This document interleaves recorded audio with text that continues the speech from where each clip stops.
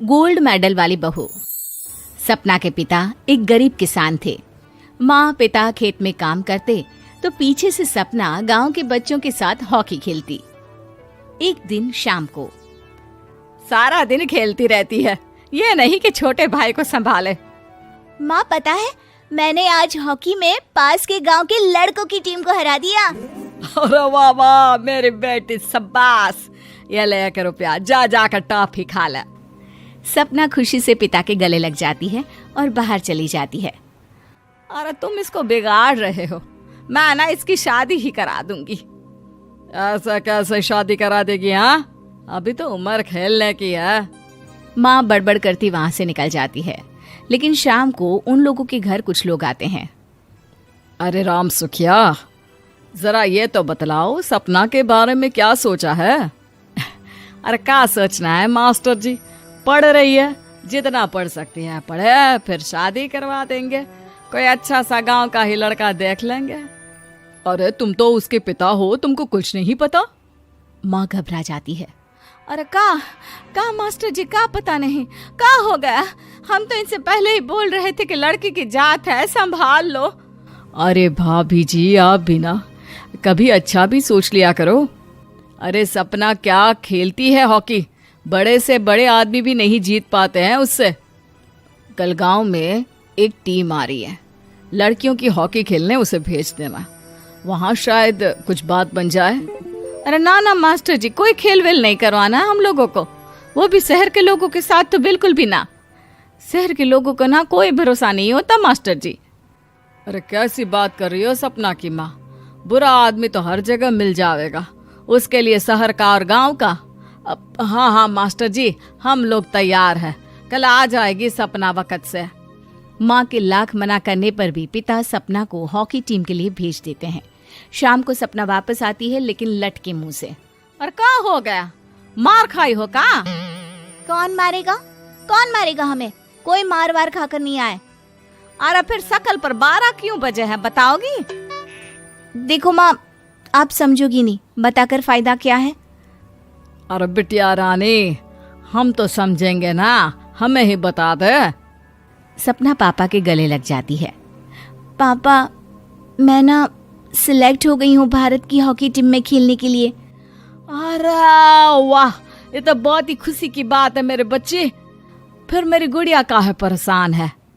पापा, मुझे दिल्ली जाना पड़ेगा आगे की प्रैक्टिस के लिए। माँ जो सारी बात सुन रही होती है, जोर से चिल्लाती है।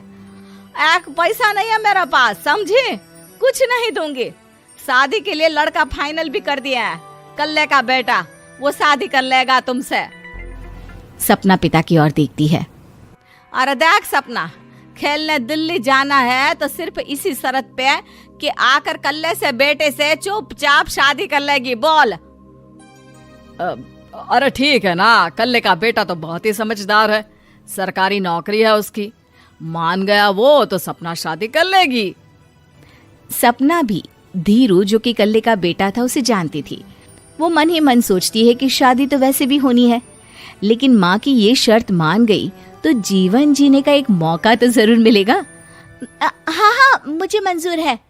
हाँ, तो कल मैं उन लोगों को बुला लूं?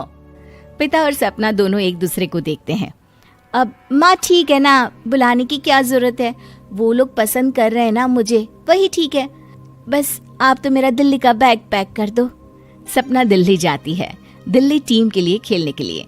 सपना खूब अच्छा खेलती है और गोल्ड मेडल जीत कर आती है। जब वो गांव आती है तो उसका जोरदार स्वागत होता है। हर कोई सपना सपना चिल्ला रहा होता है।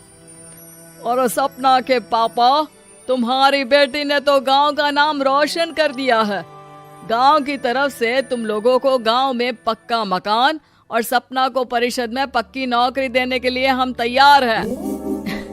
अरे वाह वाह, पक्का मकान, ये तो बहुत अच्छी बात है, लेकिन सपना की नौकरी नहीं चाहिए हमें। हाँ, कैसी बात कर रही हो सपना की माँ?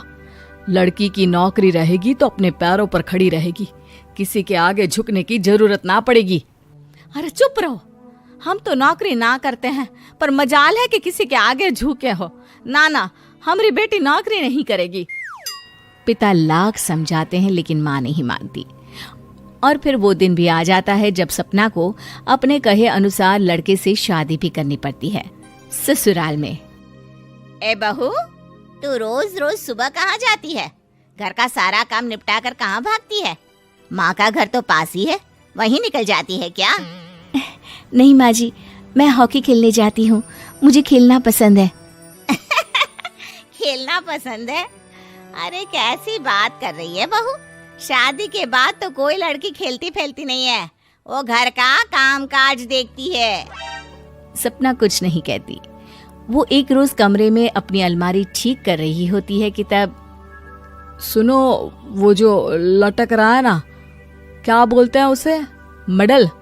सपना पति की बात सुनकर खुश हो जाती है, उनके पास जाती है।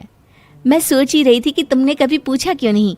ये मेडल है, मैंने जीता है, पता है, हॉकी में। बड़ा मैदान, बहुत से लोग, 2 टीम और फिर शुरू होता है जुनून। पता है, लगता है जैसे बस जिंदगी यही है, खेलते रहो, भागते रहो, दौड़ते रहो और लक्ष्य को पालो। सुनो ना, मैं ना भारतीय टीम के लिए खेलना चाहती हूँ। माँ, यहाँ तो आ जरा। सपना हैरान हो जाती है कि ये क्या हो गया, पति अचानक से माँ को क्यों बुला रहा है। हाँ बेटा, क्या हो गया? काहे गला फाड़ रहे हो? माँ, ये सपना क्या कह रही है? अरे बीवी तो बोलती ही रहती है बेटा, लेकिन क्या हो गया, चिल्ला क्यों रहे हो? ऐसा क्या बोल दिया इसने? माँ ये बोल रही है कि इसको खेलना है भारतीय टीम के लिए। सपना डर जाती है। नहीं माँ जी, मैंने कहा कि मैं चाहती हूँ कि वो मैं बोला था ना, शादी के बाद कोई खेलता नहीं, घर का काम काज देखता है, लेकिन फिर भी। नहीं माँ जी, ठीक है, मैं घर का काम देखूंगी, कल से मैं खेलने भी नहीं जाऊंगी, माफ कर दीजिए। सपना पति की तरफ देखती है जो माँ की तरफ देख रहा होता है। उसे गुस्सा तो आता है, लेकिन करती भी तो क्या, सास के सामने कैसे पति की क्लास लगाती। अरे बेटा, अब क्यों घूरे जा रहे हो बहू को? माँ, अभी इस बात का फैसला करके जाना, वरना ये तो तेरे कमरे से जाने के बाद मुझे। अब चुप हो जाइए आप, छोटी सी बात का बतंगड़ मत बनाइए। छोटी सी बात? बहू, ये कोई छोटी बात नहीं है। जो लड़की दिल्ली के लिए गोल्ड मेडल ला सकती है, वो देश के लिए भी तो गोल्ड ला सकती है ना। हम लोगों को किसी चीज की कमी नहीं है बहू, घर का काम तो कोई भी कर लेगा, लेकिन देश का नाम रोशन करने के लिए सपना चाहिए। जा बहू, तेरी ट्रेनिंग का सारा इंतजाम तेरे पति ने कर दिया है, जा खेल और देश का नाम रोशन कर। सपना की आंख में आंसू आ जाते हैं। वो सोचती है कि बेटियों को मायके के साथ अगर ससुराल में भी सहयोग मिले तो ऐसा कोई काम नहीं जो वो नहीं कर सकती है।